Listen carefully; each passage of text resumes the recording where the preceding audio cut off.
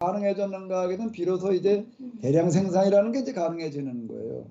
대량 생산이라는 거가 그 이전에 뭐 수작업만 가지고서는 뭐 어떻게 해볼 수 없던 어떤 그런 것들이 이제 대량 생산이라는 게 가능해지다 보니까 또 그만한 수요가 또 생겨지고 그러면서 이제 오늘의 현대가 이제 가능해지게 되는데 기술혁명들이 여기 뒤따라서 이제 가속도가 붙고 이래가지고 이제 여기까지 와서 사실 지금은 이제 어디쯤 왔는가 하게 되면은 어디쯤 왔는가 하면 현대 문명이라고 하는 거가 이제 마음만 먹으면은 전 세계 이제 글로벌 뭐 이런 표현들을 이제 우리가 많이 쓰고 그게 이제 실감이 나잖아요. 이제 왜 그런가 항공이라든지 이런 것들이 그거 이제 가능하게 해 주니까 그리고 이제 뭐가 또 그걸 가능하게 하는가 하게 되면 이 인터넷이라고 하는 어떤 이런 거가 이거야말로 이제 완전 새로운 세상이 지금 열려지는 어떤 이런 거예요. 글로벌이라고 하는 어떤 이런 거가 비행기 타고 뭐 시간만 단축해진다라고 하는 것뿐만 아니라 그거는 어차피 그래도 비행기 타고 가는 시간이 꽤 걸리는데 아예 시간 차이가 거의 없이 동시적으로다가 가능해지는 거가 이게 인터넷이라는 세계예요. 지금 제가 팀즈로다가 이걸 같이 이렇게 내보내는데 팀즈라고 하는 걸 이렇게 내보내는 어떤 이런 거는 지금 전 세계 어디에서든지 간에 어디에서든지 지금 인터넷만 지원이 되면은 똑같이 지금 이거를 들을 수 있는 그런 일이 가능해지는 거예요. 이게 참 이거야말로 생각하면 너무 놀라운 얘기가 되는 거예요. 이건 몇십 년 전만 하더라도 불가능한 얘기였잖아요. 인터넷이라고 하는 거가 등장하기 이전에는 있을 수 없는 얘기였지. 그냥 뭐 전화 나가지고 뭐 어쩌고 저쩌고 근데 인터넷이라고 하는 어떤 이런 것들이 이제 뭐를 가능하게 했는가 하게 되면 음성은 말할 것도 없고 아예 이제 화상으로다가 이제 양방향 것도 양방향 화상을 이제 가능하게 하는 어떤 이제 그런 시점까지 오다 보니까 이제 진짜 이제는 무슨 말을 쓸 수가 있는가 하면 이제 글로벌이라고 하는 지구촌이라고 하는 어떤 그런 용어를 이제 쓸 수가 있는 거예요. 그러니까 진짜 그렇게 이제 쓸 수 있는 어떤 그런 거고 또 동시에 이제 인터넷이라고 하는 거가 이렇게 활성화되다 보니까는 지구촌 어느 한 구석에서 일어나는 일들을 누구나 전에는 그걸 전달하려면 방송국이라고 하는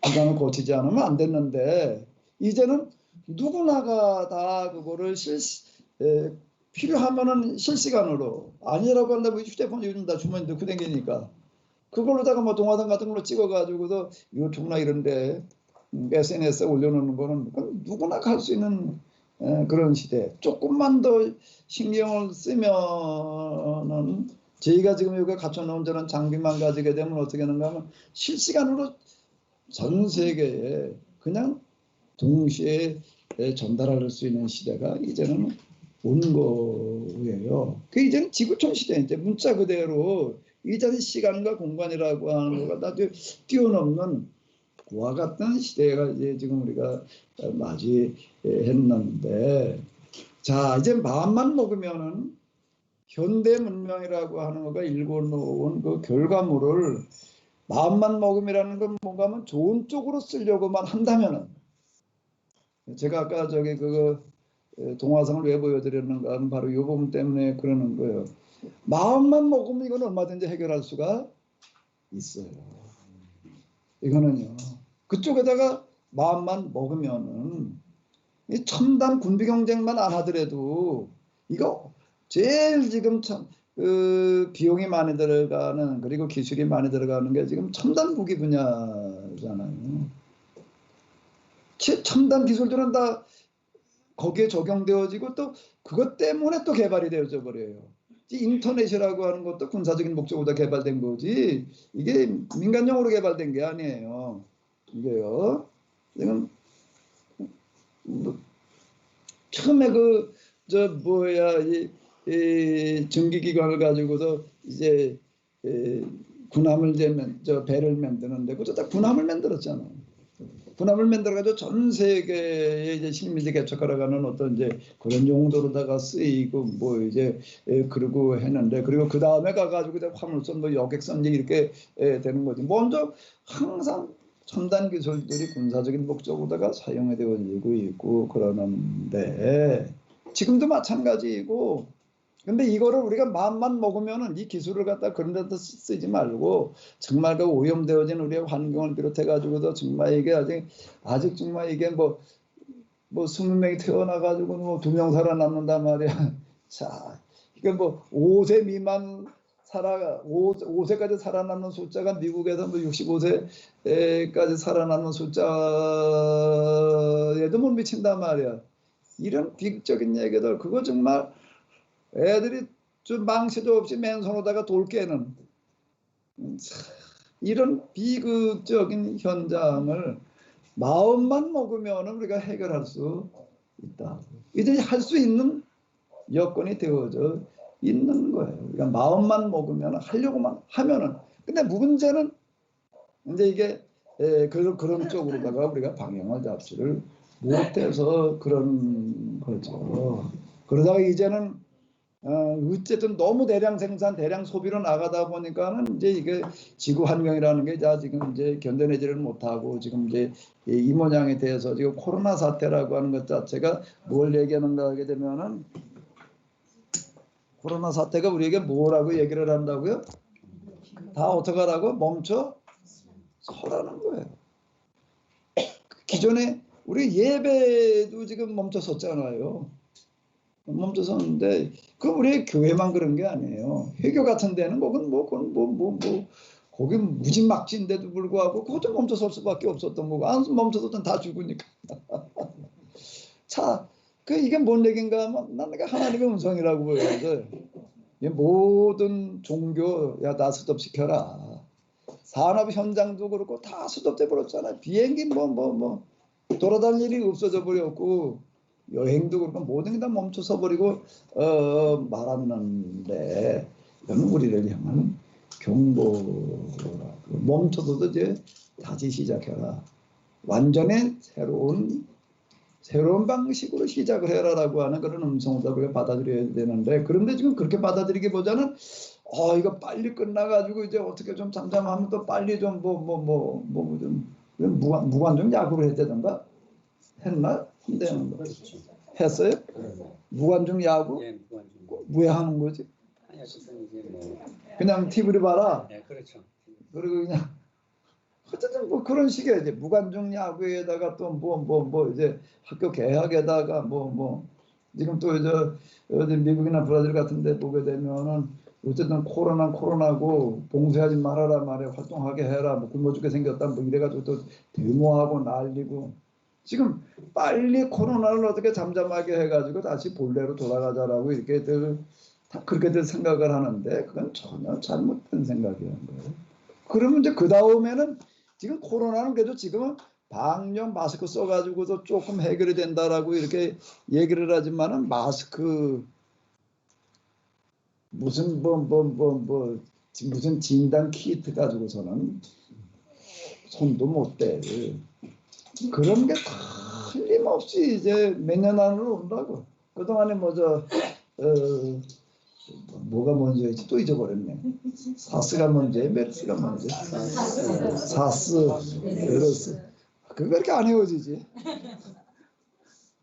그러니까 코로나, 이게 보면 몇 년 된 간격으로 지금 왔다고요. 그 구제효과 AI는 이제 매년 저 행사로다 그러다가 지금 이제 그 돼지 열병까지 이렇게 이제 오고 이러고 하는데, 이미 벌써 이건 예고되어져 있는 얘기. 그냥 여기서 우리가 다시 옛날로 또 돌아가게 되면 이제 그거와는 상관없어. 여기 보게 되면 귀신 하나가 쫓겨나갔다가 어떻게 오는가 하게 되면 어떻게 온다고요? 더 악한 귀신 7 데리고 온다고 그러는데, 이제 틀림없이 이보다 비교가 안 될 그런 이제 일들을 이제 벌어진다. 아니면 이제 코로나 자체가 이제 변종을 해가지고 어디 이게 4,100개 변종 이미 벌써 했대나 근데 그 중에 이렇게 보게 되면 현재 독성과는 비교가 안 될 만큼, 제가 들은 바로는 어디 보도 나온 거에 의하게 되면 270배로 더 지금 독성이 강해졌다. 무슨 코로나 자체 내에도 벌써 그러고 있다라고 하는 그런 변종이 지금 생겨나고 있다라고 하는 게 지금 코로나와 같은 이런 전파력을 가지고 있으면 독성이 270배 강해진다고 그걸 따준다는 얘기지 뭐. 예? 그건 무슨 방역이 그 뭐고 아무것도 소용없는 얘기가 돼버리면 지금도 약은 없잖아요 아직은. 치료약이라는 게 없잖아요. 백신도 물론 없고 그냥 갖다 호흡기나 대주고 그좀뭐 열이나 내려주고 하는 이 정도지 지금 틀림없이 그런 일들이 이제 벌어질 수밖에 없는 건데 이제 우리는 여기에 대해서 새로운 각도에서 이제 접근을 해야지 될 거예요. 근데 그게 뭔가 하게 되면 여태까지 하던 방식으로 해서는 안 된다는 거예요. 그게 뭔가 하게 되면 대량 생산, 대량 소비 방식으로 가서는 죽어요, 이제는요. 지금 뭔 얘기가 나오는가 하게 되면은 전에는 뭐라고 그랬는가 하게 되면 황사라고 그랬어요. 황사는 왜 생기는가 하게 되면 지구가 사막화되어지다가 보니까 그 얘기 많이 들었잖아요. 전에 녹지던 그런 공간에 다 이제 사막화되어져 버려가지고서 그냥 이게 바람이 한번 불었다 하면 여기서 어마어마한 먼지가 날려가지고 그 먼지가 우리나라까지 와가지고서 그냥 뭐 이게 뭐 뿌였잖아요. 근데 이제는 황사라는 말은 아예 사라져 버렸어. 그럼 이제 황사가 안 생기는가? 아니요, 황사는 더 점점 더 심해지죠. 근데 황사 가지고서는 아예 얘기거리도 안 되기 때문에 황사가 이제 뭐에 묻혀버렸나 하면은 미세먼지라는 단어가 나온 지 얼마나 됐어요? 3년 안 된 것 같은데 3년 안 됐다고요. 미세먼지 그러다 이제 좀 미세 뭐라고 얘기가 나오죠? 플라스틱이라고 그런 얘기가 이렇게 나옵니다. 미세 플라스틱이라고 하는 거는 이 미세먼지하고는 또 차원이 다르다. 그게 이제 플라스틱 비닐을 우리가 많이 써가지고 그냥 막 내다 버린 것들이 이제 이게 분해되는데 몇십 년 걸린 거예요. 몇십 년 걸려가지고 이제 그게 어떻게 되는가 하면 바다로 가가지고서 뭐 물고기들도 뭐 어쩌고 저쩌고 그건 좀 별게 아니에요. 완전히 분해가 돼버리면 분해는 안 보이는데 그게 미세 플라스틱이다 분해가 돼가지고도 공기 중에 날아다니는 거예요 이제. 그게 이제 몇십 년 전에 내다 버린 게 그렇게 된 거예요. 그 지금도 몇십 년 전, 한 50년 전 그러면 그때 플라스틱 그렇게 많은 때가 아니에요. 근데 그 이후로 어마어마하게 많이 썼다고요. 그러면 이제 올해 미세 플라스틱하고 내년 미세 플라스틱하고 5년 뒤에 미세 플라스틱은 지금하고는 비교가 안 된다. 이제 갈수록 이게 어마어마해지는 이런 현상이 지금 이제 벌어진다고요. 그러니까 이런 것들 이제 우리가 어떻게 할 거냐라고 하는 우리는 지금 심각한 문제들에 지금 부딪혀져 있는 거예요. 그리고 일자리를 아무리 노래를 불러도 일자리가 만들어질 수가 없어요. 일자리 만들어질 수 없는 게 옛날에 100명이 농사를 짓던 거를 기계화라는 게 등장한다면 몇 명이 짓는가 하면 5명 내지 10명이에요. 그럼 그 나머지 사람도 어디로 갔는가 하게 되면 마침 이제 뒤에도 산업혁명이 일어나가지고서 이제 각 지역에서 공장들이 만들어져 가지고도 거기서 물건을 만드는 데도 많은 노동력이 필요하다는 거 거기에다 흡수가 돼 가지고서 그래서 3차 산업 시대라는 게 오는 거예요. 그래서 이제 4차 산업이 이렇게 얘기를 하는데 이제 AI라고 얘기를 합니다. AI가 조류독감도 AI인 거 같은데 아는가? 맞죠? 근데 또 AI가 또 모두 AI라고 그러죠? 아티피셜 인텔리전스. 인공지능도 AI라고 불러요. 난 조류독감은 왜 AI라고 부르는지 모르겠는데 어쨌든 지금 그런 거예요. 그 무슨 얘기가 되는가 하게 되면 운전을 이제 사람이 안 해도 되는 시대가 오는 거예요.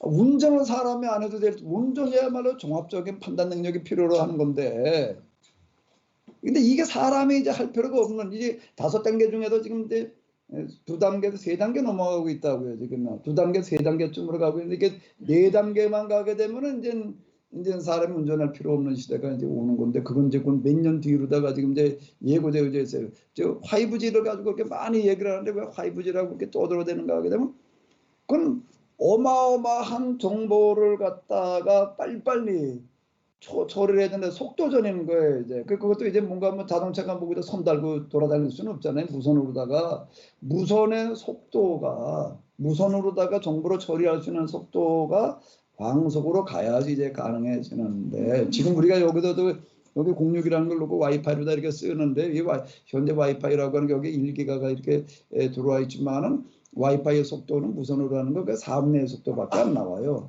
5분의 1, 4분의 1. 그 정도 속도밖에는 안 나온다. 근데 5기가쯤 가게 되면 이제 무선으로다가 이제 초고속 정보 처리가 가능해지기 때문에 그쯤 되면 이제 뭐가 되는가 하면 이제 인공지능이 이제 핸들 필요 없는 자동차가 이제 나오는 거예요. 그리고 뭔 말이 나오는가 하게 되면 조그만 애들이 그럴 거예요. 옛날에는 사람들이 운전을 했대. 이 말 나오는 시대가 이제 우리 생전에 이제 그걸 볼 거야 아마. 그건 몇 년 안 남았어요. 그것까지 가려고 한다라고 하게 되면 거기 인프라만 갖춰지게 되면 이제 그렇게 갈 텐데. 그러면 우리 뭐 어디 저 주차 어디 갔다 나올 때 보게 되면 이제 사람은 없어요. 들어갈 때 하고 나올 때 그냥 나 어디 저 서울 무슨 빌딩에 한번 갔다가 못 나오고 갇힐 뻔했어요. 나가려고 그러는데 이게 안 되는 거예요. 어디 저 한 바퀴 빙 돌아가 어디 가도 돈 내고 와야 되는데 돈을 계산하고 나와야죠. 그 나가더라고요. 그 계산으로 하러 갔는데 계산하러 가보니까 또 카드 가지고 안 되고 또 현금만 되더라고. 어떻게 되면 목에 그 현금 무다가 이렇게 뭘 하는데 돈을 넣으면 도로 빠져나오고 돈을 넣으면 혼자 있는 목을 그냥 땀을 흘리면서 그러고 아무리 해도 안 되는 거예요. 그래서 마침 이제 그러다 보니까 저도 젊은이들이 이제 몇 명 내려오더라고. 내가 이제 순서도 내 뒤에 터야지 어떻게 이렇게 있는 걸 보니까는 이렇게 보더니 그 돈을 뺐더라고. 뺐고 다른 돈을 갖다 끼워주니까 일이 되더라고. 나 그거 왜 가짜 돈이었는지 어쨌는지 그리고 다시 또 그놈을 나가는 군용을 찾으려니 이게 또 뭘 어딘지 하도 넓어가지고 저 주차장이요. 나가는 그 출구라고 그러지 않고 군용이라고 하면 이상한가. 나가는 군용을 찾으려니 이게 나와가지고 내가 나오고 나니까 내가 안도의 숨이 나와. 야, 하마터면 지하 주차장에 내가 갇혀가지고 집에 가지도 못할 뻔했다. 이젠 저 고속도로 지나가다도 그냥 다 지나가면 그냥 하이패스래나 논스톱이래나 그러고 그냥 가버리는. 뭔 얘기가 난가 하면 농업에서 밀려는 사람들이 제조업에서 수용이 되어졌는데 이제 제조업 분야에서 이제 똑같은 현상이 나타난다라고 하는 거예요. 80% 이상의 이제 다 일자리가 이제 사라진다. 이걸 어떻게 해야 될 거냐라고 하는 그런 심각한 문제에 부딪히는 거. 제조업을 늘린다고 해가지고 될 노릇도 아니고 80%가 일자리를 파는데 그게 제조업이라고 하는 거 어떻게 가능해? 이렇게 하면 가능할 것 같아. 가만히 내가 생각을 해보니까 다 나와서 식당만 하고서 어떻게 서로 팔아주면 될 것 같아. 그게 되려나 그건 말이 안 되는 얘기고 제조업이 활성화되어 되지 않고서는 이건 불가능한 얘기인데 근데 문제는 제조업에도 이렇게 그동안의 경제 성장에는 계속 만들어가지고 계속 팔아야 되는데 그걸 경제 성장이라고 그랬는데 이제 그럼 또 죽게 생긴 거예요. 이제 더 이상 만들면 이제 안 되는 포화 상태가 돼버린 거예요. 이거는 더 만들어도 더 소비하는 상태를 갖다가 이제 다 죽는 거예요. 이제 그럼 더 만들어서 팔아가지고서도 안 돼. 예? 그런 것도 그럼 이제 80% 일점 또 쫓겨나. 이게 지금 우리가 부딪혀 있는 문제예요. 그리고 코로나는 지금 여기에 대해서 어디 답을 해봐라. 그리고 우리에게 지금 심각한 문제를 던져주고 있다. 그럼 이걸 우리가 어떻게 할 거냐? 어떻게 할 거냐라고 하는 건데 대단히 어려운 문제죠. 근데 아주 간단해요. 이치는요. 어떻게 하면 되는가 하면 이 많은 사람들 어디로 돌아가면 되는 거예요? 농촌으로 돌아. 농촌밖에 돌아갈 데가 없어요. 이제 어디로 갈 거예요? 뭘 거냐도 놀아요? 너는 누가 돈 주나?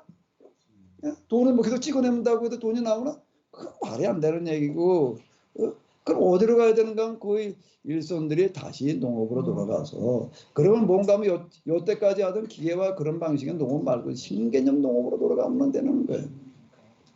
신개념 농업으로 돌아가서 이제 뭐를 하는가 하게 되면 무슨 제조업대로 남아있는데 이제는 무슨 생산이어야 되는가 하면 무슨 생산 무슨 소비여야 되는가 하면은 필요한 만큼만 생산을 해가지고서 소비하는 걸로 가지 않으면 잉여가 남으니까 나머지 죽는 거예요. 이제는요.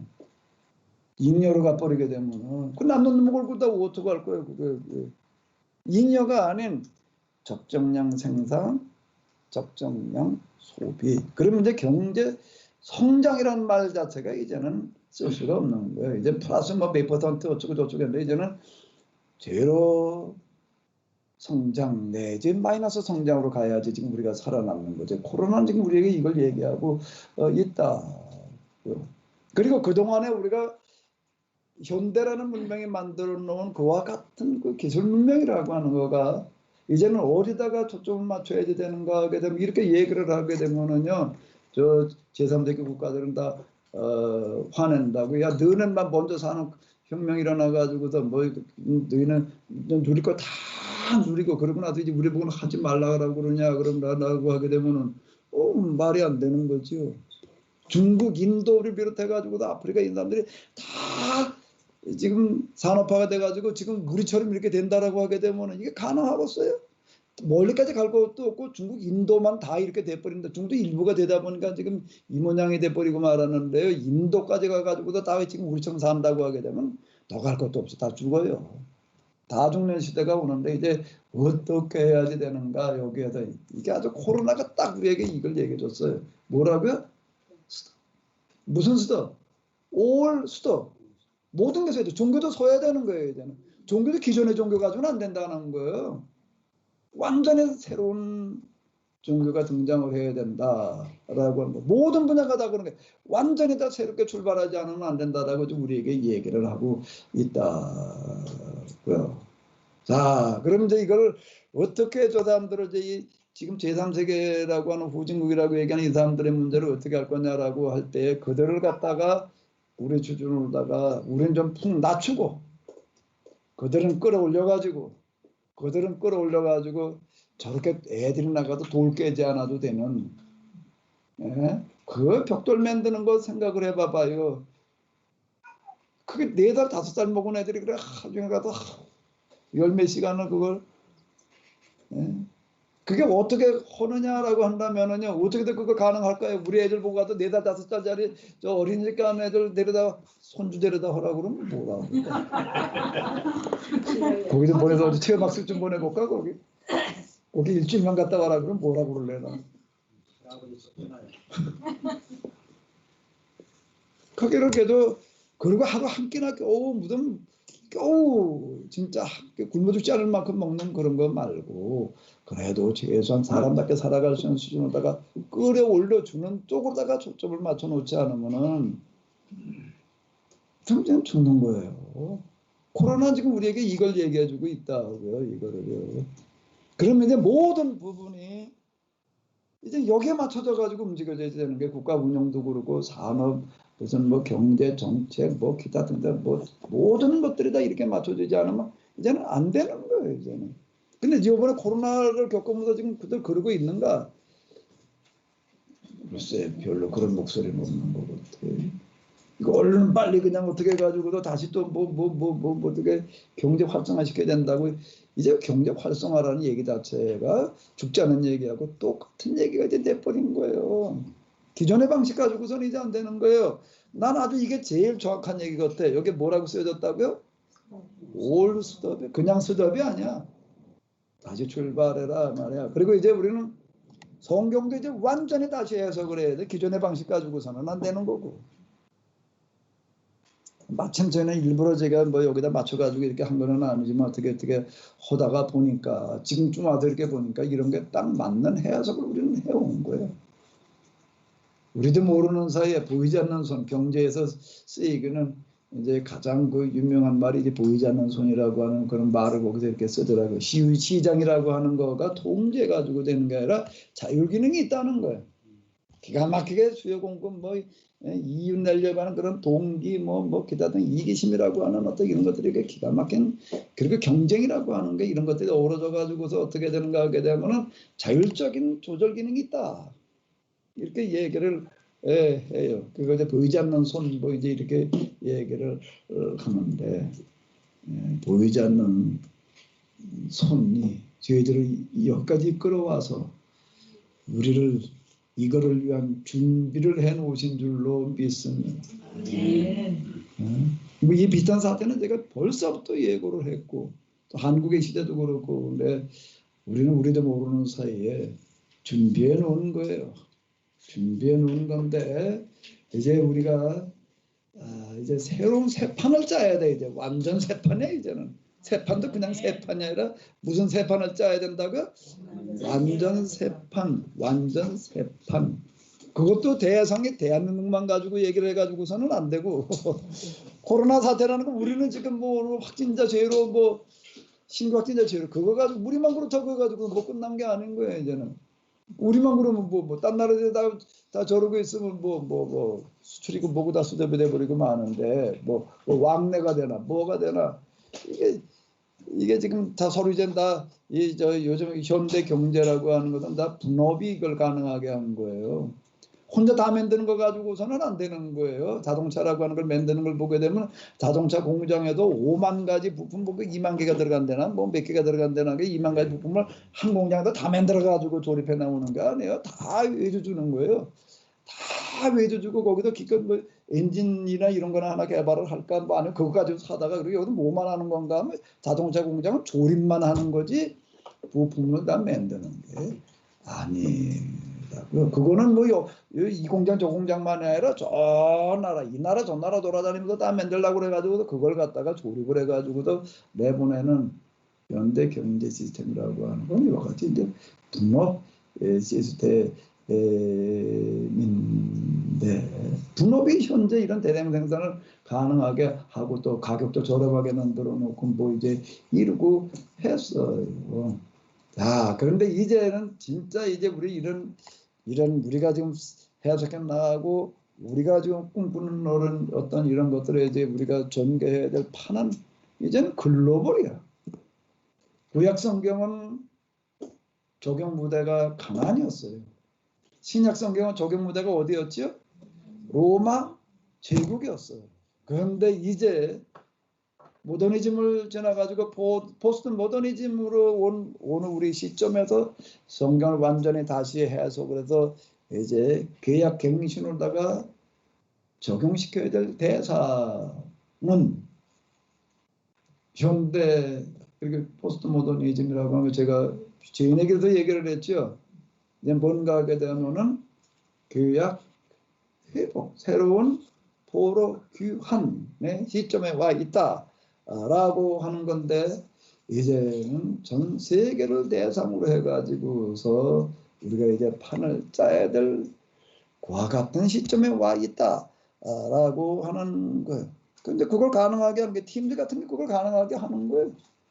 이걸 뭐 이제 뭘 어떻게 뭐 이제 팀즈 이런 것들이 이미 인터넷도 그렇고 팀즈 이런 프로그램들이 그걸 우리에게 가능하게 해요. 종교개혁이라고 하는 게 어떻게 더 가능했느냐라고 할 때 요인이 여러 가지가 있는데 그중에 빼놓을 수 없는 것 중에 하나가 뭔가 하면 인쇄술이 그걸 가능하게 했다. 인쇄술이 없었다면 종교개혁은 절대 성공할 수가 없었다. 그걸 찍어가지고도 막 뿌려놓으니까는 그게 가능했다라는 이야기가 되는 건데 어떻게 오늘 우리가 전 세계를 무대로 해가지고서 우리가 이거를 이제 한번 이렇게 적응시켜 볼 거냐라고 할 때에 저는 이렇게 믿어요. 이 구절이 뭔가 한번 읽어보실까요? 13절 너희가 악할지라도 좋은 것을 자식에게 줄 줄 알거든 하물며 너희 하늘 아버지께서 구하는 자에게 무엇을 주시겠다고요?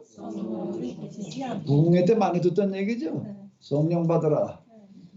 근데 그 정도 성령이었어. 그거는 예수님을 그리스도로 영접하는 성령, 그러니까 뭐든 병든 거 좀 고치는 성령. 그때는 그거 가지고서 뭐 이게 통했어요. 진짜 성령 받으라 뭐 찬송 좀 많잖아. 뭐 성령 받으라 성령 받으라 뭐 그다음 뭐였지? 뭐 그런 거.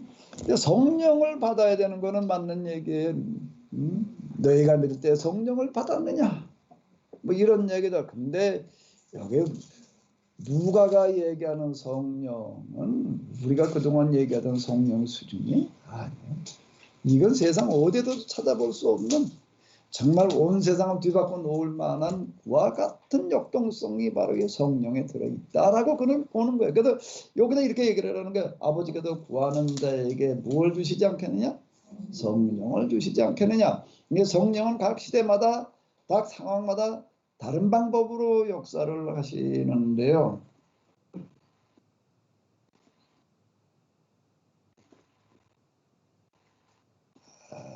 또 어디로 가보는가 하게 되면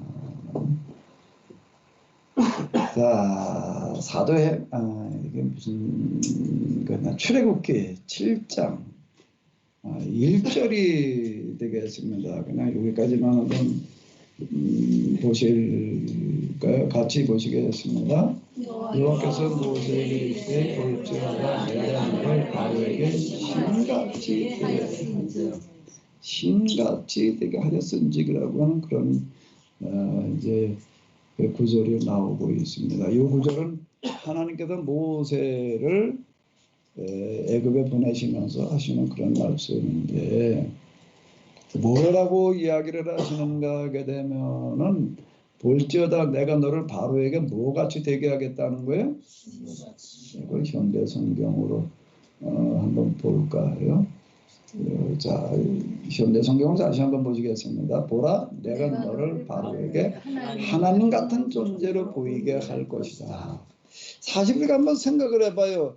미디안 광야에서 옛날에 뭐 거기에서 뭐 어쨌다 뭐 애굽에서 뭐 그 옛날 얘기고 이제는 미디안 광야에서 40년이 지나가지고 나이가 80이 돼가지고서 40년 동안 혼일이라고 하는 건 뭔가 하게 되면은 양을 치는 건데 양도 뭐 자기 양을 친 것도 아니고 처갓집 양이나 치고 있던 한 노인에 불과한 사람 그 사람이 무엇 할 수가 있겠어요? 아무리 생각이 있은즉 그 생각은 생각이지 그게 어떻게 그거를 현실화시킬 수가 있겠어요? 근데 하나님께서는 모세에게 가라 내가 가서 내 백성을 데리고 나와라라고 얘기를 하시는 거야. 그 모세가 당연히 안 된다고 어떻게 하냐고 그렇게 얘기를 하겠죠. 그때 하나님께서 하시는 말씀이 뭔가 하면 보라 내가 너를 바로에게 뭐같이 보이게 해놓겠다는 거야? 하나님같이 보이게 해놓겠다 라고 이렇게 얘기를 하십니다. 네, 이렇게 얘기를 해. 아론을 또 거기다가 또 대언자로다 세워놓겠다라고 이렇게 얘기를 하시면서 너는 네 형 아론에게 말하고 아론은 그 말을 바로에게 전하여 바로가 이스라엘 사람들을 애굽 땅에서 내보내게 하여라. 내가 애굽 땅의 놀라운 일과 이적들을 많이 베풀겠으나 또한 바로의 마음을 굳게 만들어서 바로가 고집을 부리고 너희 말을 듣지 않을 것이다. 하지만 내가 애굽에 여러 가지 큰 재앙을 내려 내 군대 내 백성 이스라엘 사람들의 애굽 땅에서 이끌어내리라 이렇게 이제 얘기를 하시는데요. 내가 애굽을 호되게 내리쳐서 이스라엘 사람들을 그 땅에서 이끌어내어야 애굽 사람 비로소 내가 여호와인 줄을 알리라지 이렇게 이야기를 이제 하나님께서 하십니다. 그러니까 하나님께서 일하시는 방식에 기본적인 어떤 공통 분모 그리고 원리라는 게 있는데요. 이런 거예요. 하나님은 어떤 방식으로 일하시는가 하게 되면은 하나님의 방식으로 일을 하시는데 하나님 무슨 방식으로 일을 하신다고요? 하나님의 방식이에요. 그 하나님의 방식이라는 게 뭘까요? 그 기본적인 특징이 뭘까요? 자, 하나님의 방식의 특징이 뭐지요?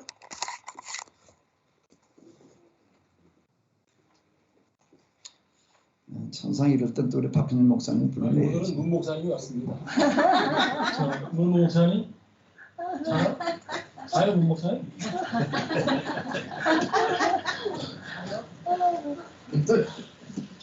일단 사람을 통해서 일하시지 않나요? 근데 문 목사님 통해서 일하시죠. 문 목사님 잤죠 지금. 자 여기다가 우리가 한번 보자고요. 하나님께서는 어떤 방식으로 일하신다고요? 하나님의 방식, 특징. 우선 첫 번째가 무엇일까요? 하나님께서 하나님의 방식으로 일하는. 내 생각은 너희 생각과 하늘 땅에서 먼 것만큼 멀다. 일단 무엇일까요? 하나님의 방식의 특징은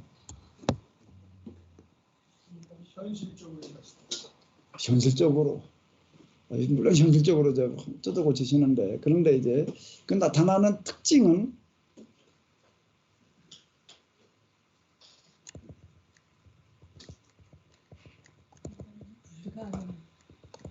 도저히 불가능해 보이는 일을 하게 하시는 거예요.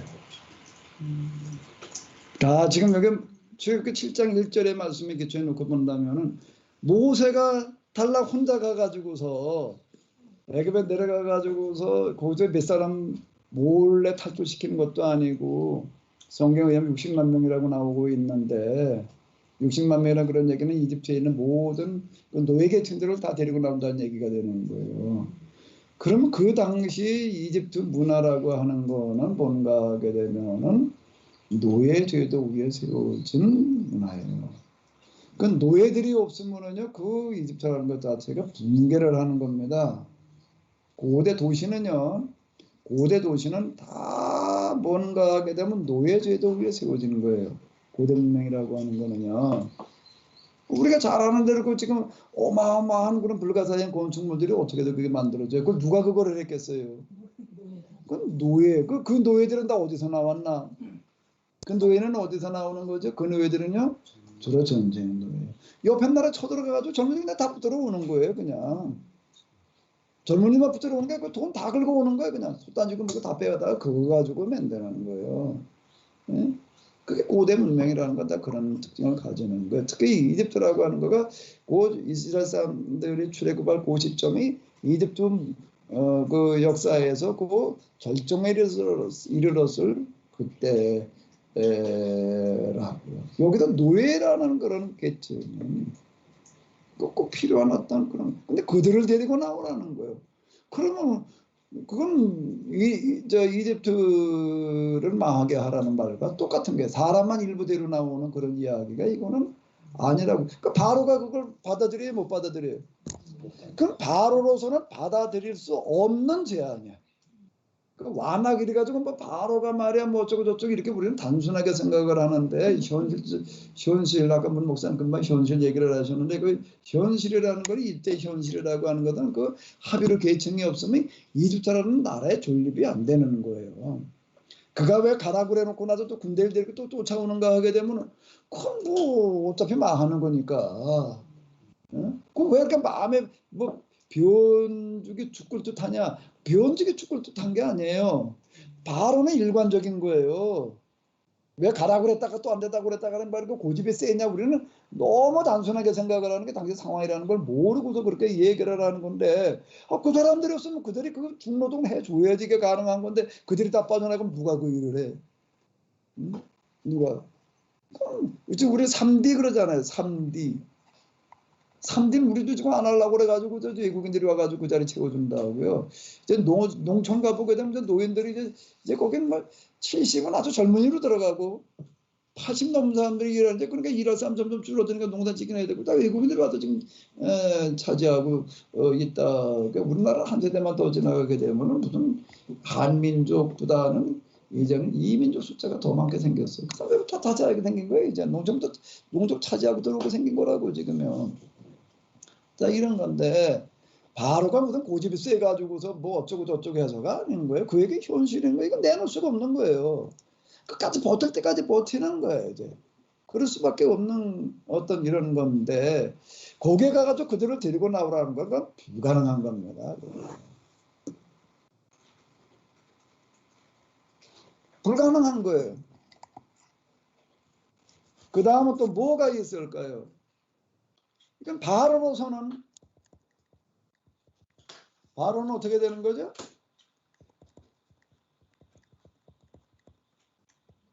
바로는 절대 받아들일 수 없는 문제가 되는 거예요. 그러면 이걸 왜 이렇게 하나님은 밀어붙이기로 하시는가? 왜요? 뭐 때문인 거죠? 뭐예요?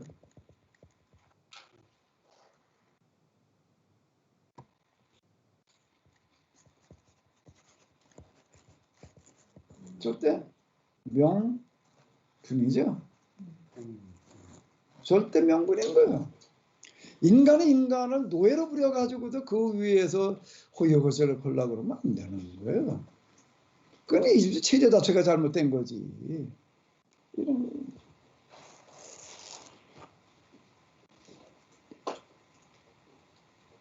둘이 이게 같이 성립이 지금 되어져 있다. 그럼 그걸 그 다음에는 하나님께서는 그걸 어떻게 그 다음에 어떻게 해결을 하시는가 그거를요? 하나님께서 어떻게 하시는 거예요? 이 문제 어떻게 하시는 거죠? 직접 개입을 하시는. 그게 뭔가 하면 그 무슨 기적이라고 하는 이름으로 재앙이라는 이름으로 그들에게 다가오게 되는 거죠. 이런 방식으로 일을 하신다고. 이런 방식으로 하시는데 그 다음에 하나 더 찾아본다라고 하게 되면 이제 마지막으로 볼 수 있는 거는 뭐예요? 뭐 어떻게 되는 거죠? 어떻게 일을 하시는 거예요? 이 모든 것들을 통해서 모세라는 사람을 통해서 이스라엘을 통해서 그 일을 하신다라고 하는 거예요. 자, 이게 하나님께서 하나님의 방식으로 일하시는 특징이다 라고 하는 겁니다. 근데 그분은 불가능한 걸 가능하게 하시는 분이에요. 그거를 우리는 초자연적인 기적으로만 자꾸 얘기를 하는데 초자연적인 기적 이전에 역사 속에서 그분은 그렇게 일을 만들어 가요. 갈릴리 사람 몇 명이 예루살렘부터 시작을 해가지고서 선교를 해나가는데 그게 어떻게 로마 제국 차원의 박해를 이겨내고 로마 제국의 주인공이 되냐고요. 그게 어떻게 가능한 일이야 그게. 로마와 북아프리카의 패권 다툼이 이제 한니발과의 이제 전쟁인데요. 그 이후 이제 패권은 완전히 로마에게로 넘어간 거예요. 그러니까 로마에게는 누구도 이제 대적할 수 있는 세력은 없는 거예요. 단지 내부에도 정권 다툼만 있는 거지. 그런 시대가 이렇게 왔는데 지중해 세계를 완전히 통일을 해가지고 거기에 뭐 어느 나라도 로마의 정책에 대해서 거부하는 사람이 없고 다 기꺼이 받아들이는. 사실 그 유럽 역사를 보게 되면요, 로마 제국이 망하고 난 다음에 유럽은 힘들어지기 시작을 하는 거예요. 이게 해체가 되어지고 나니까는 로마라는 나라가 중앙에다 딱 통일을 해가지고서 거기서 국가 간의 전쟁이 안 일어나게끔 이렇게 딱 다 통제를 해놔가지고 국가 간의 전쟁이라는 게 다 사라져버리고 그러게 하는데, 그리고 로마가 망하고 난 다음엔 나라가 다 쪼개져 버렸어요. 쪼개서 맨날 서로 싸워요. 그러니까 이게 아주 굉장히 힘들어지는 시대가 이제 오는 거예요. 로마는 울타리가 사라져 버리니까는. 그러니까 이걸 어떻게 막을 수가 없어요. 막을 수가 없어가지고 등장하는 게 봉건제도라고. 이게 중앙에서 이걸 뭐 다 통제하는 건 이제 불가능해져 버리는 거. 어떻게 하는가 하게 되면은 이제 각 지역을 영주를 다 묶어가지고서 네가 자체 방어를 해라. 이렇게 나가는 게 그걸 봉건 용주제라고 이렇게 얘기를 한다. 거기에 있는 사람들을 뭐라고 부르는가? 백성들을 뭐라고 부르는 거죠? 농노라고 이렇게 부르는 거예요. 그 로마 제국이라고 하는 거가 사실 인류 역사 이래로 그 어마어마한 한 모델을 만들어 놓은 거예요. 그러니까 지금도 자꾸 로마로 돌아가자는 얘기가 그래서 나오는 거예요. 그 얘기가. 자, 그런 엄청난 어떤 그런 역할을 한 그런 나라가 로마였는데, 아니 어떻게 그 나라를 굴복시키고 그 로마 제국의 운영권을 어떻게 교회가 가지느냐. 근데 그게 가능해진 거예요. 그게 뭔가 하면 서양의 역사예요. 서양의 역사였다고. 그러면 하나님은 무엇을 가능하게 하시는가 하면 바로 역사적으로 불가능한 일을 그러면 가능하게 하시는 분이죠. 똑같이 그분 우리에게 지금 말씀하시는 거예요. 나는 오늘 우리 코로나 사태를 비롯해 가지고서 이런 것들을 놓고 볼 때 이제는 뭐가 필요한 때가 왔는가 하게 되면 전 세계를 움직일 어명이 필요한 시점이 온 거예요. 그게 아니고 이제 안 되는 거예요. 아니 누가 있어가지고도 군비 경쟁을 하지 말라고 그러면 누가 들어먹어 그놈 먹어. 예? 아니 첨단 기술을 갖다 약한데 써먹지 말고 말이야. 그건 몰라서 안 하나? 근데 이건 거역하면 안 되는 명령으로다가 나가가야 되는데 그걸 누가 할 거예요 그런 거를. 미국이 뭐 경찰 국가 어쩌고 저쩌고 미국이라고 했는데 그게 되나 그게? 뭐 러시아하고 군축해가지고서 뭐 핵무기 얼마 감축하자 뭐 어쩌고 저쩌고 뭐 이 정도 뭘 할 거예요? 누가 그거를 할 거예요 지금요? 그건 안 되는 거예요. 이제 트럼프가 등장하고 난 다음부터는 이제는 뭐 세계가 문제가 아니라 아메리카 포스트 일단 미국 위주로다가 이제 이렇게 돌아서고 나니까 또 다 나라들마다 또 자기 위주로다 또 이렇게 갚버리고 뭐 이게 중국과 미국의 요즘 좀 무역 전쟁 우리가 잘 알잖아요. 전 세계를 움직일 그런 명령 시스템 컨트롤 타워라는 게 있긴 하나 없지. 뭐 유엔이라는 게 있기는 있지만 그건 그냥 2차 대전 끝나고 난 다음에 다시 이러면 이런 전쟁 우리가 좀 막아보자는 측면에서 이제 그게 유엔이 지금 뭐 무슨 신무기들을 개발하지 못하게 하는 그런 역할까지 하나? 이런 방법에도 지금 우리가 이건 없는 거야. 근데 지금 여기 하나님께서 모세에게 말씀하시는 거예요. 내가 너를 어떻게 하겠다는 거예요? 모세에게 바로에게 뭐처럼 만들어 놓겠다? 이제 코로나 사태가 무엇을 가능하게 하는가 하게 되면은 이제는 하늘의 명령이 먹혀 들어가게끔 하는 분위기를 만들어 준다. 그 전에는 안 들어먹어. 이걸 누가 들을 거야 이거를요? 근데 코로나 사태가 오니까 뭐 꼼짝 못하잖아. 뭐 어디 외국 우리나라는 좀 낫고요. 아예 프랑스인가도 돈을 분출을 하게 해가지고 개 데리고 산책도 못 나가게 하더라고요. 거기 무슨 거 어디 동화상 하나 올라온 거 보니까 무슨 개가 하나 엉금엉금 기어가는데 약간 좀 이상해. 뭔가 하고 봤더니 사람이 개 옷을 입고 걸어가 네 발로 기어가고 있더라고. 못 나가게 하니까 무슨 통행증이 있잖아 못 나가는 수준으로다가 지금 거기는 단속을 해버렸다. 왜 어디는 뭐 밖에 나서라도 총쏴 때문에 총알 맞아 죽은 애도 있다고 뭐 그러더라고요. 어디가 그랬다든가 그 정도로다가 지금 아예 그냥 출입 자체를 봉쇄하는 어떤 그런 수준까지 이제 가고 뭐 그랬는데도 안 잡혀가지고 여기다 저기 헛걱거리고 그러고 있는데 근데 우리나라에서 뭐 무관중 야구를 했다 그러니까 이제 이게 뭐 이제 뉴스거리가 되는 어떤 이제 그런 판국이 왔는데 누구의 말도 안 먹혀 들어가는 그런 시점인데 지금 여기에 하나님께서 모세에게 뭐라고 말씀하시는가 하게 되면 내가 바로에게 네 말을 내가 너를 통해서 하는 말을 듣지 않으면 안 되게끔 내가 만들어 놓겠다.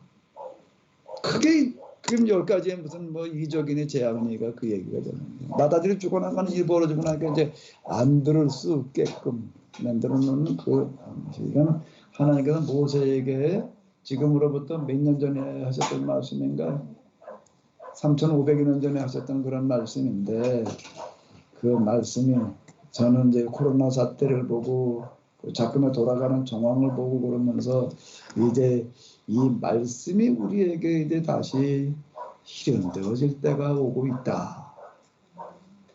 근데 전혀 아멘 하는 분이 있네. 박흥현 목사님, 이 말씀이 믿어져요? 또 누구 보고 얘기하라고 그러지 말고 마이크 잡아봐. 찬미 안 왔죠 지금? 왔어요. 왔어요? 찬미가 되나 보세요. 어떤 때는 믿어졌다가 어떤 때는 안 믿어지기도 하고 그런데 점점 하여간 그런 믿음이 좀 생기기도 해요. 네, 이제는 뭐 손바닥 들다 보지 뻔한 얘기예요. 이제 이런 뭔가가 있지 않으면 특단의 조치가 있지 않으면 이제는 안 되는 거예요. 근데 특단의 조치라고 하는 거가 어떻게 그게 먹혀 들어가냐고. 누가 그걸 들을 거예요, 그거를. 근데 모세에게 말씀하시는 거예요. 내가 내 말을 듣지 않을 수 없게 나게 해놓겠다. 그 얘기는 내가 너를 바로에게 뭐처럼 만들어 놓겠다고요? 하나님처럼 내가 만들어 놓겠다. 하나님께 그런 방식으로 일을 하세요. 그런 방식. 이제 밀란 칙령 때 보게 되면요. 밀란 칙령 때 보게 되면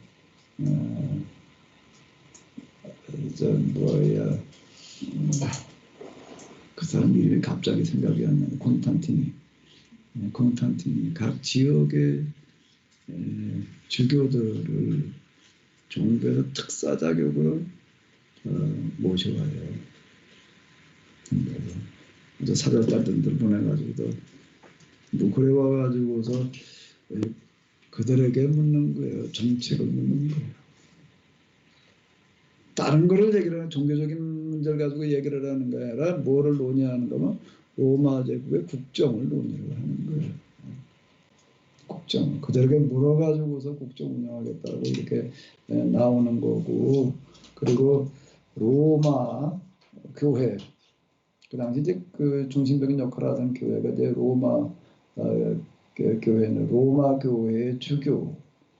요즘 얘기를 한다면 뭐 아마 담임 목사 어디에 가니까는 꼭 그렇게 얘기하는 분들이 당회장 목사. 그걸 왜 그걸 써놓나?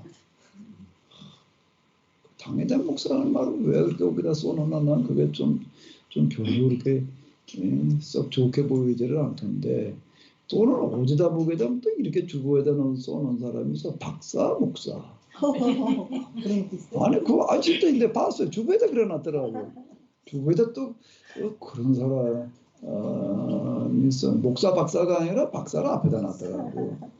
그러니까 난 아무리 봐도 목사라는 말이 더 큰 말 같은데, 사람에게 부질 수 있는 직함 가운데에서 가장 힘들고 어렵고 큰 직함이 나는 목사 같은데, 그냥 박사가 더 커 보이는 이제 박사 목사 그래놨더라고. 이게 이제 뭘 하는 건지 난 잘 모르겠는데, 어쨌든 로마 교회 당회장 목사라고 해야 되나? 뭐라고 해야 돼? 그땐 주교라고 불렀어요. 주교에게 뭘 줬는가 하면 황제 궁과 똑같은 궁을 쓰게 했다. 실제로 그런 거예요. 그리고 각 지역에, 그때가 박해받던 시대에는 교회라는 게 없었죠. 있어도 다 저 가정교회였지 교회라는 건물 자체가 없었습니다. 각 지역에 정부에도 돈을 들여가지고 뭘 짓냐면 교회당 건물을 지어요. 뭐 각 지역에 다 지었습니다. 왜 교회당 지역 건물을 정부에서 왜 돈을 들여가지고 짓는가 하면 단순하게 예배드리는 예배 공간으로 짓는 게 아니라 그 각 지역의 주교 목사님들이 거기에서 뭘 하라고 그랬는가 하면 로마 제국을 좀 다스리라고. 그리고 행정권과 뭘 줬는가 하면 재정 집행권을 줬어요. 그리고 또 뭐까지 줬는가 하면 법 집행권을 줬다. 그게 역사의 이야기예요. 그게 어떻게 가능한 이야기냐라고 한다면은 이런 이야기인데요. 구체적인 방법은 우리가 잘 몰라요. 모세 시대에는 어떻게 했는가 하게 되면은 이와 같은 거 독특한 10가지 기적이라고 하는 그런 방식으로다가 이런, 그리고 뭐 홍해바다를 건너가는 이야기, 뭐 기타 등등 이런 거고요. 또 박해받던 그런 시대에는 박해에 순교로 이겨내게 하시는 방식으로다가 성령께서 역사하셨다고. 그 성령의 도우심하시면 아니고서는 불가능한 거지. 오늘 우리에게도 하나님께서 똑같이 뭘로 임하시는가 하면 성령으로 우리 가운데 오셔서 가능하게 하실 줄로 믿습니다. 아멘. 구체적인 방법까지는 모르지만 하나 여기까지는 틀림없는 얘기일 것 같아요. 그래서 지금 여기 누가는 그걸 뭐라고 얘기를 하고 있다고요? 구하는 자에게 성령을 주시지 않겠느냐. 난 누가복음에서 누가가 얘기할 때 성령을 주시지 않겠느냐, 나 이 얘기를 말하고 있는 걸로. 그 성령이 오순절에 가도 임하니까 그 놀라운 일이 일어나는 거예요. 성령 비문의 사건 기타 등등 다 성령이 하셨다라고, 성령의 인도하심을 따라, 성령의 지시하심을 따라 계속 이렇게 얘기를 하고 있는데, 오늘 우리에게도 똑같이 하나님께서 성령을 주실 줄로 믿습니다. 아멘. 성령을 왜 주시지? 왜 주세요? 왜 주세요? 그러면 너무 어려운 거, 어떻게 할 때 주시겠다는 거예요. 여기 보니까 어떻게 할 때? 구하는 자에게. 기도할 때예요. 그러면 이제 뭐가 중요한 거예요? 이제는요. 기도가 중요한 거예요. 기도야 뭐 우리가 맨날 다 했지. 근데 뭐가 또 중요한 거죠? 무슨 기도해야 되느냐? 무슨 기도해야 되는 거예요? 그 11장을 보니까 뭐였죠? 11장을 보니까 무슨 기도예요? 한밤중에 양식 불어가는 이야기 기도. 그렇게 우리가 기도하면은 우리에게 이 성령을 주실 줄로 믿습니다. 아멘. 이미 그렇게 기도들 하고 계시죠?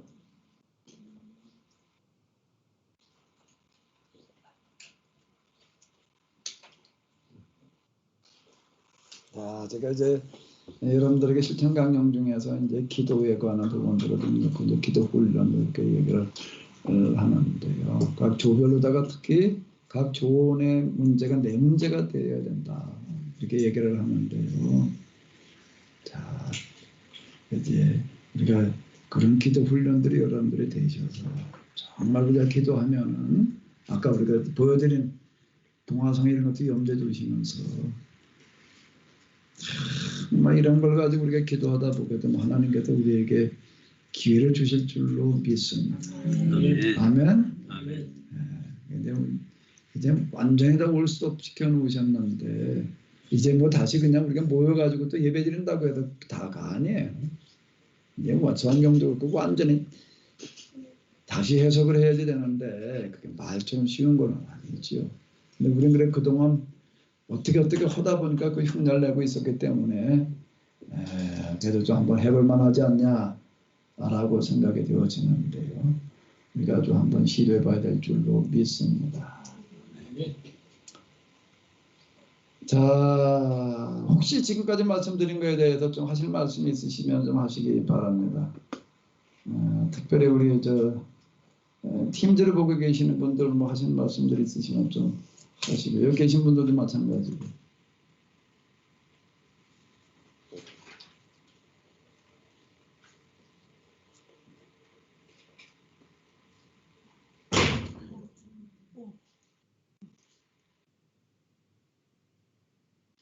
자, 뭐 하실 말씀 좀 없으세요? 하실 말씀 있으시면 팀즈를 보시는 분들은 뭐 팀즈 화면에서 얘기하시면 되고요. 근데 일반 방송으로 보고 계시는 분들은 저한테 문자를 주시면 되겠습니다.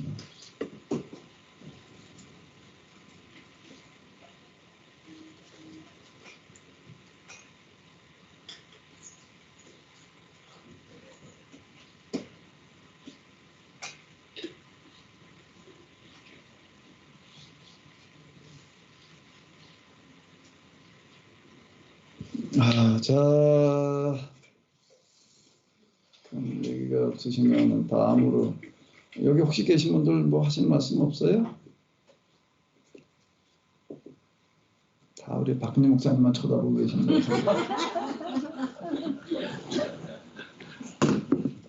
용 목사님 방 팀들어가실 때는 말씀도 잘하실 때만 이렇게 정형하세요. 네. 현장에 있습니다. 예, 그럼 그 다음으로 넘어가 보도록 하겠습니다. 그 다음으로 이제 그래서 우리가 가보게 되면 여기 이제 바알세불 논쟁이 나오는데요. 바알세불 논쟁이 나오는데 이게 마태, 마가, 누가 뭐 이미 손사지를 좀 이렇게 보셨으리라고 생각을 하고요. 이렇게 보게 되면 마태와 마가는 바알세불 논쟁에도 초점을 맞춰 놓는 게 무엇에다가 초점을 맞춰 놓았나요? 우리가 잘 아는 대로 뭐에 대해서 초점을 맞춰 놓았죠?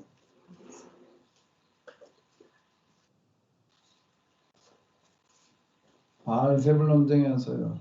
마태, 마가에서는요. 사람에 대한 모든 죄와 모든 사하심을 얻어 성령을 모독하는 것은 사하심을 얻지 못하고 라고 해서 성령 모독죄라고 합니다. 초점을 맞춰놓고 얘기하고 있는 게 이렇게 볼 수가 있습니다. 성령을 모독하는 자는 영원히 사하심을 받지 못하리라. 성령 모독. 근데 누가복음으로 오게 되면 어때요? 성령 모독이라는 말이 여기 나와요, 안 나와요? 없어요. 없고 대신 물론 마태복음에도 그런 얘기를 하고 있긴 하지만 누가복음에서는 이 얘기를 통해서 뭘 얘기하고 있는가 하면 그러나 내가 만일 하나님의 손에 힘입어 귀신을 쫓아내면 하나님 나라가 이미 너희에게 임하였느니라라고 하는 데다가 초점을 맞춰놓고 있다 라고 하는 겁니다. 하나님 나라가 임하는 거에다 초점을 맞춰놓고 지금 얘기를 하고 있어요. 근데 그러면 누가복음에서는 성령 모독이라고 하는 이야기가 없는가 하게 되면은 있어요. 근데 어디에 있지요? 성령 모독죄라는 게 어디에 있어요? 12장 4절 뒤로 넘어가서 있어요.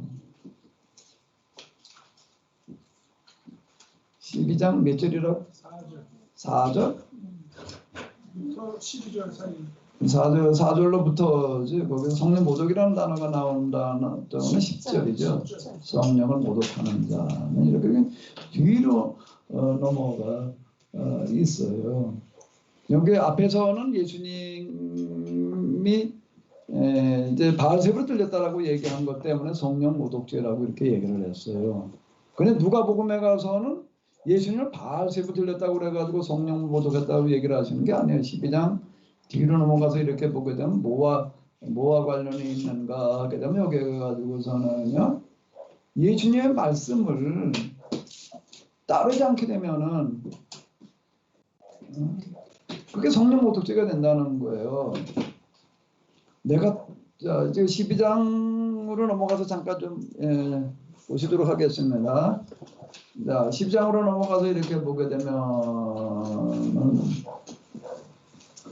그 앞에 부분은 빼버리고 8절부터 보게 되면 내가 또한 너에게 말하노니 누구든지 사람 앞에서 나를 시인하면 인자도 하나님의 사자들 앞에서 그를 시인할 것이요 사람 앞에서 나를 부인하는 자는 하나님의 사자들 앞에서 부인을 당하리라.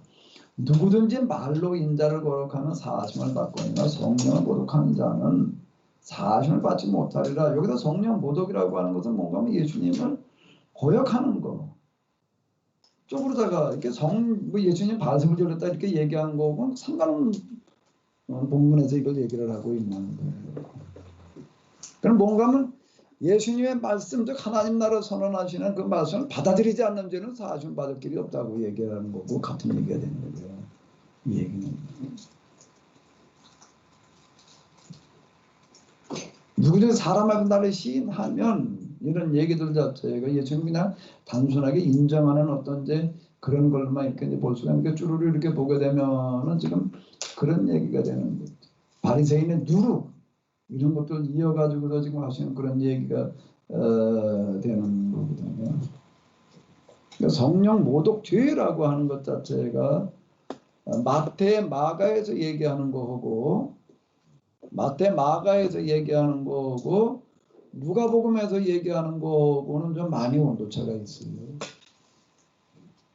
하늘나라의 복음을 받아들이지 않는 자는이라고 하는 걸로다가 이건 해석이 가능한 게 되는데 누가복음에 의하게 되면 여기서 하나님 나라가 이 땅에 임하는 걸 거부한 사람이 어떻게 하나님 나라 들어간 일이 가능하겠어요?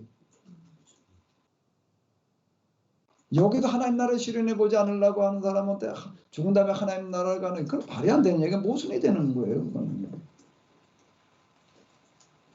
근데 여기 지금 성령 모독죄 이 부분에 있어서 여기 누가복음에서는 내가 만약 하나님의 손에 힘입어 귀신을 쫓아낸다면 하나님 나라가 이면 너에게 임하였다라고 하는데 초점이 있는 거예요. 그러니까 누가는 교회 가든 뭘 만나면 하나님 나라를 본 거예요. 하나님 나라의 삶을 사는 사람들을 본 거예요. 누가는. 그러니까 그게 죽은 다음에 가는 하나님 나라라고 누가는 그렇게 말하지를 않는 거예요. 여기도 지금 실천하고 실현해가는 하나님 나라를 누가는 지금 말하고 있는 거지. 그러니까 누가복음의 종말론은 현대적인 종말론이라고 해요. 또는 실현된 종말론이라고 이렇게 얘기를 한다고요.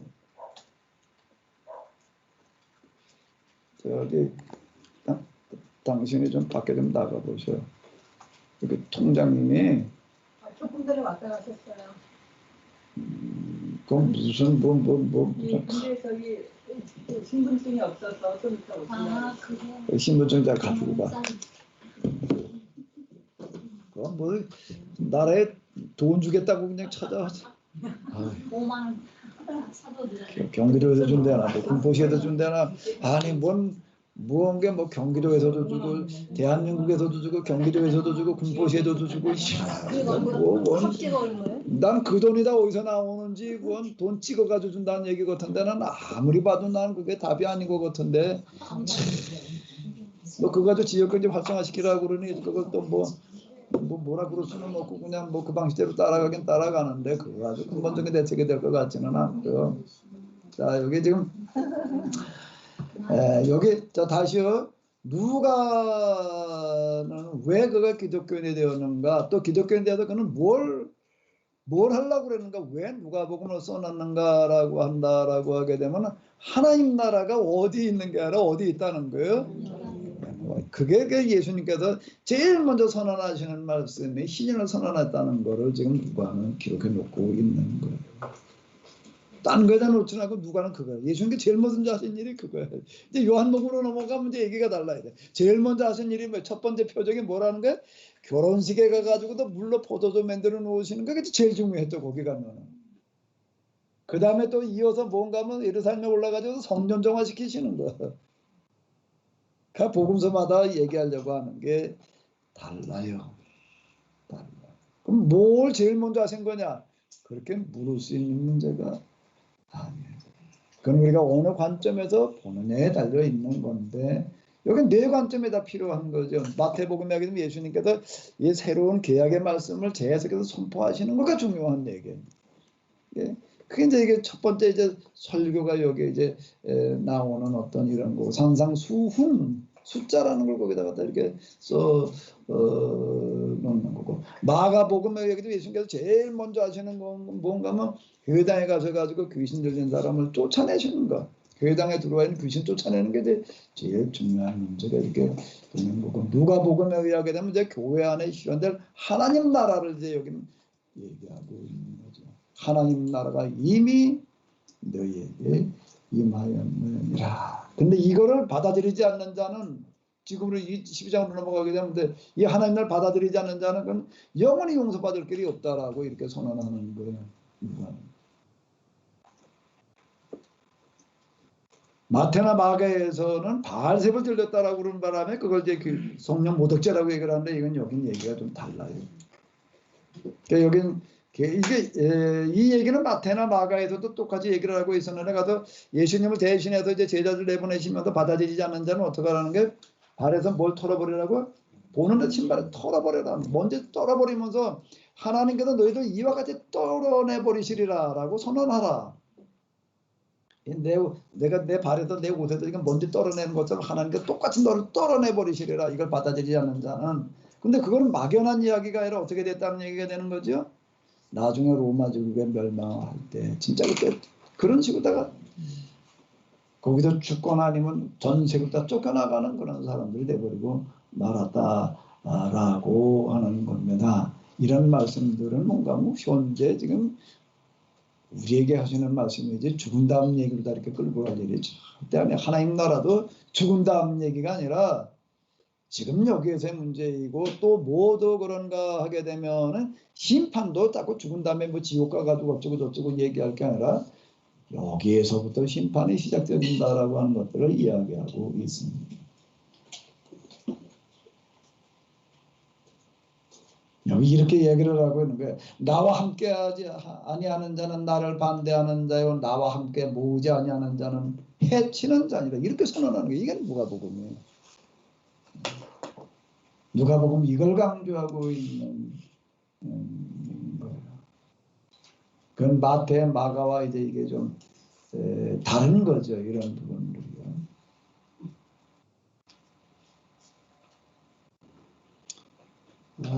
그 다음 얘기는 이제 이거는 마태복음에도 같이 나오는데 더러운 귀신이 사람에서 나갔을 때 물 없는 곳으로 다니며 쉬기를 구하되 얻지 못하고 이에 이르되 내가 나온 집으로 돌아가리라고 가서 보니 집이 정소되고 수리되었거늘 이에 가서 저보다 더 악한 귀신 7을 데리고 들어가서 거하니 그 사람의 나중 형편이 전보다 더 심하게 되느니라 라고 이렇게 얘기를 하고 있습니다.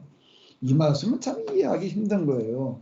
그래서 귀신 쫓아내는 이야기로만 보인다고요, 이 이야기가요. 근데 그 앞뒤 문맥 뒤로 넘어가게 되면 12장으로 가게 되면 바리새인에 대한 어떤 그런 그 저주를 선언하시는 어떤 그런 말씀이 이제 이렇게 나오게 되는데요.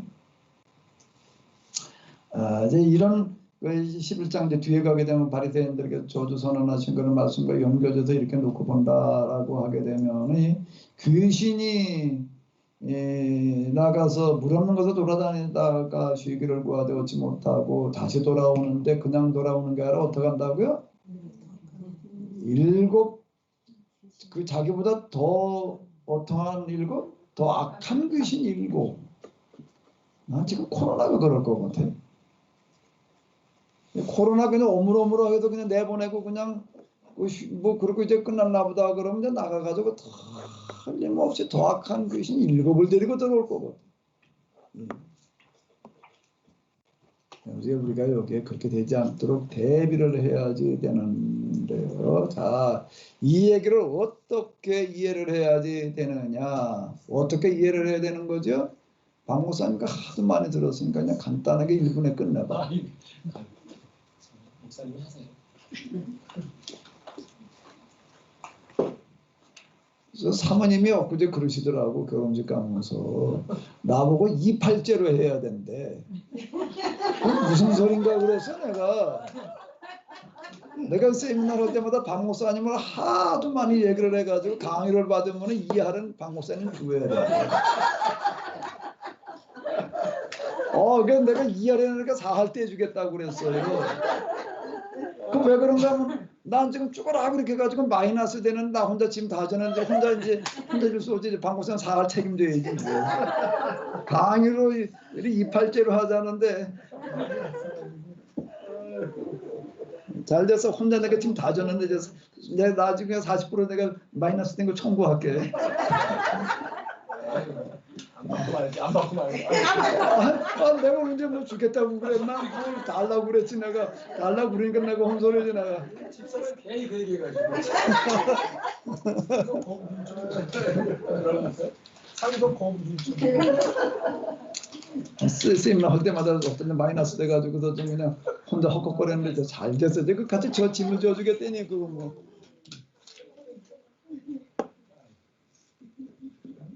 이게 전 예수님께서 하신 그런 말씀들이 어떤 거는 아주 그 영성과 관련되어지는 그런 이야기이고요. 또 어떤 거는 뭔가 하면 많은 경우는 그들의 역사를 가지고 얘기를 하시는 거예요. 귀신이 쫓겨나갔다라는 그런 얘기, 그리고 다시 들어와가지고 일곱 귀신 데리고 들어왔던 나중 형편이 더 심해진다는 얘기는 이건 유대인들을 가리켜서 하시는 얘기라고요. 첫 번째 귀신이 들어왔다 쫓겨나가는 거는 언제라고 얘기를 할 수 있는가 하면 왕정기. 그 귀신을 불러들이는 사람이 누구죠? 귀신은요 그냥 오지를 않습니다. 잘 불러들이는 사람이 있어서 틈을 주어서 와요. 그게 불러들이는 사람이 누구예요? 그게요? 다윗이에요.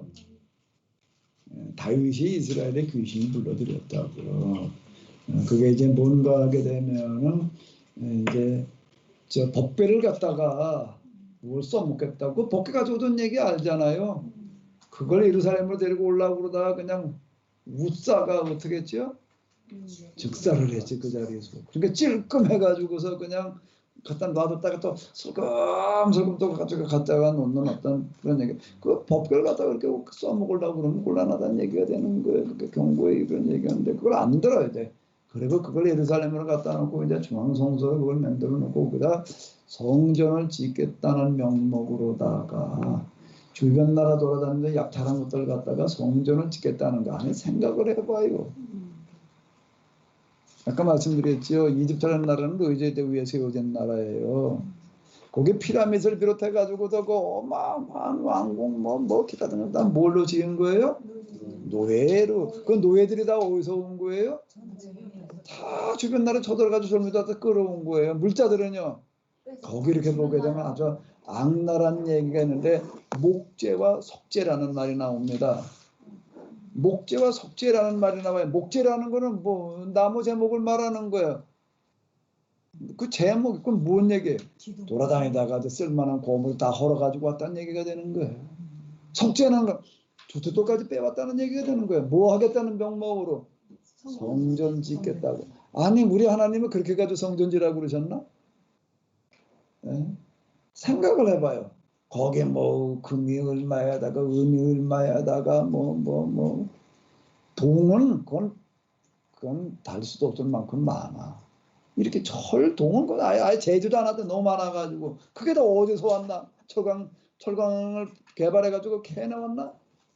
아닌 거야. 가가지고서 그냥 나시고 괜히고 사비고 다 뺏어온 거야 지금. 자 그걸 가지고 성전을 짓겠다고 이게 귀신 들린 짓거리를 하고 앉았는 거지 지금. 그리고도 그거 성전을 지어놓고 거기서 제사를 성대하게 되면 하나님께도 그걸 기뻐 받으신다고 그러는 거예요. 근데 그게 귀신 섬기는 얘기. 근데 그 귀신이 이제 쫓겨나갔어요. 이제 언제 쫓겨나가는 거죠? 나라가 망하고 나서 쫓겨나가는 거야. 귀신은 죽어야 끝이 납니다. 그렇게 쉽게 나가는 게 아니라 나라가 다 망하고 나가지고서 이제 그 쫓겨나갔는데 그 축사를 누가 했냐면 신명계 사학자라는 사람들이 이제 여기서 다시 시작을 하게 됩니다. 율법으로 돌아가가지고서 이제 회당에 모여가지고 낮에는 나가도 죽도록 공부하고 저 일하고 밤에 와가지고서 그냥 성경 공부하는 그런 걸 통해서 귀신이 이제 쫓겨나갔어요. 어디서 쫓겨나갔죠 귀신이? 귀신이 어디 있다가 어디서 쫓겨나갔나? 네? 그들의 잘못된 생각, 잘못된 성경 이해. 이게 고쳐지는 게 귀신 쫓아내는 거예요. 이게 뭐 귀신이 어디서 쫓겨나가야 된다고요? 내 생각에서. 귀신이 어디서 쫓겨나가야 된다고요? 내 잘못된 이해에서 쫓겨나가야 되는 거예요. 거기서 이제 바로 잡혀졌어요. 그리고 돌아왔어. 그리고 돌아왔는데 또 이번에 또 귀신이 또 언제 들어왔나 또 이제 또 언제 들어오죠? 아 이건 참 귀신이 들어왔다고 이해하기가 참 쉽지 않은 문제예요. 뭐요? 그 헬라 문화라고 하는데 맞서가지고서 이제 여기서 싸우는 과정에 들어왔어요. 이게 자기도 모르게 이게 귀신이 들어오는 거는 눈치를 못 채는 건데 무슨 동화에 보면 그런 거 있어요. 아주 못된 뭐 괴물이 나타나가지고 맨날 마을 사람들 그냥 하나씩 저 집어다 먹고 못 살게 굴어. 가지고 당하다 어떡하죠? 어떤 사람이 나서가지고서 이제 그걸 가서 이제 그냥 그 괴물하고 싸워가지고서 이제 그걸 이제 죽여 없앴다고요. 죽여 없애고 돌아오면서 그냥 이제 그는 의기양양했어요. 내가 그래도 마을을 괴롭혀서 이런 이 괴물을 이제 죽여 없앴다. 그 사람들이 다 자기를 반겨주고 그렇죠. 딱 나타나는 사람들 보고 다 도망가. 왜 도망갔나 원인을 몰랐어요. 그러다가 우스를 눈물 들여다봤더니 고울에 없던 시대에 눈물 들여다봤더니 고울에 비친 자기 모습이 어떤 거예요? 이전의 괴물보다 더 악한 괴물이 되어져 있더라. 야, 이스라엘이 딱 그 짝이야 지금. 헬라 문화에 맞서가지고 이걸 이겨내는 것까지는 좋았는데 그 와중에 그는 어떻게 돼버리고 만 거죠? 더 악한 귀신. 더 악한 귀신이라는 게 무슨 귀신이에요? 구체적으로 무슨 귀신이에요? 첫 번째 귀신은 무슨 귀신이에요? 첫 번째 귀신은 무슨 귀신이죠? 성전신앙, 제사신앙이라는 귀신이에요. 성전신앙, 제사신앙이라는 잘못된 교리와 가르침이 귀신을 불러들인다고요. 그런데 그게 이제 쫓겨나갔어요. 이제. 그리고 다시 찾아오는 그 귀신은 뭐예요? 이제 인과응보, 무슨 정결제, 그 다음에 또 하나 뭐지요? 안식일법. 이런 귀신들이 또 다 들어와 가지고서는 이젠 뭐 그 전하고는 얘기가 다르. 이게 이빨도 안 들어갈 정도로 내가 이렇게 와서 지금 경화되어져 있는 어떤 이런 상태가 되어져 버리는 거예요. 그거를 예수님께서는 뭐라고 빗대서 얘기를 하셨나면 지금 이렇게 얘기를 하셨다고. 지금 너희가 지금 이렇게 잘못되어져 있는 이 귀신 들리는 어떤 이런 상태가 옛날 왕정기 때 성전신앙, 제사신앙과는 비교도 안 될 만큼 성전신앙, 제사신앙은 또 그대로 들어와 있고 또 그렇게 들어와 있고 그리고 더 거기다가 지금 그 귀신도 같이 왔잖아요. 난 안 가고 그냥 너만 가 그랬나? 그렇게 딱 고짝인 거예요. 지금 이제 이렇게 빗대가지고서 이렇게 얘기를 해오시는 거예요. 그러니까 이 성경 해석이라고 하는 부분에 참 이게 쉽지 않을 수 있다라는 부분 바로 이런 부분인데요. 일단 저는 여기까지 하고 뭔가 하면 마침표가 아니라 뭐라고요? 쉼표예요. 전 여기까지 봤어요. 그 나머지는 또 여러분들이 더 이어서 보시기 바랍니다. 또 박훈님 목사님 뭐 할 말 있으면 또 해봐. 쉴 시간이 됐대. 이런 건 정확하게 얘기를 해요. 손을요 항상 저